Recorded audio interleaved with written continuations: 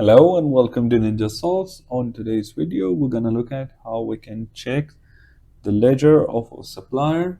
So first of all, we click on three lines on the top right. Then we navigate to contacts.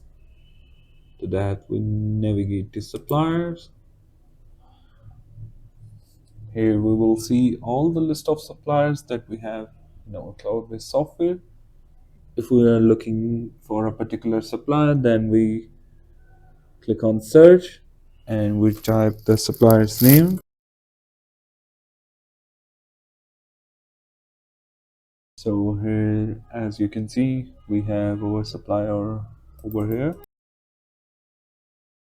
Then we click on actions, that is on the very first column of each row. We navigate to ledger. After that, we select date range,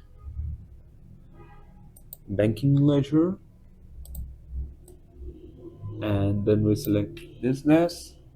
And as you can see, here's our ledger. So that's all for today's video. Thanks a ton for watching and have a good day.